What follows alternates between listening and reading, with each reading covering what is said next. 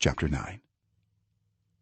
On the 13th day of the 12th month, the month of Adar, the edict commanded by the king was to be carried out. On this day the enemies of the Jews had hoped to overpower them, but now the tables were turned and the Jews got the upper hand over those who hated them. The Jews assembled in their cities in all the provinces of King Xerxes to attack those determined to destroy them. No one could stand against them, because the people of all the other nationalities were afraid of them.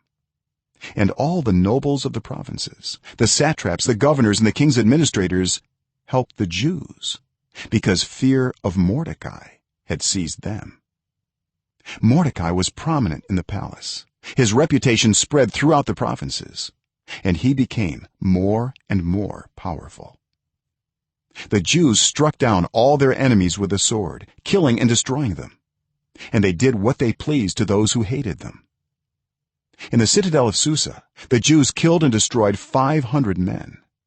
They also killed Parshandatha, Dalphon, Espatha, Poratha, Adaliah, Aridatha, Parmashta, Arisai, Aridai, and Vizatha, the 10 sons of Haman son of Hammedatha, the enemy of the Jews. But they did not lay their hands on the plunder. The number of those killed in the citadel of Susa was reported to the king that same day. The king said to Queen Esther, "The Jews have killed and destroyed 500 men and the 10 sons of Haman in the citadel of Susa. What have they done in the rest of the king's provinces? Now, what is your petition? It will be given you. What is your request? It will also be granted."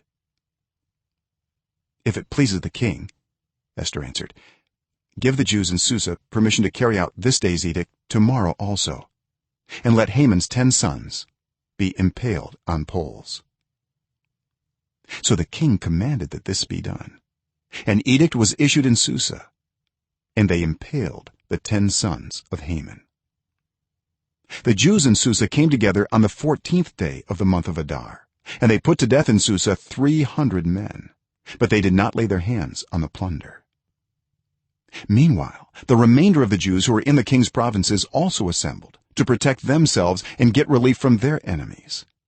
They killed 75,000 of them, but did not lay their hands on the plunder.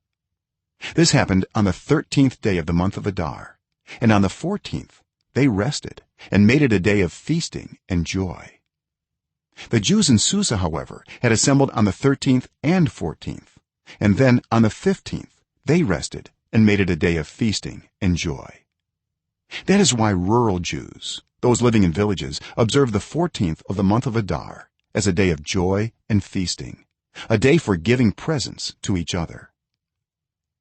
Mordecai recorded these events, and he sent letters to all the Jews throughout the provinces of King Xerxes, near and far, to have them celebrate annually the 14th and 15th days of the month of Adar, as the time when the Jews got relief from their enemies, and as the month when their sorrow was turned into joy and their mourning into a day of celebration.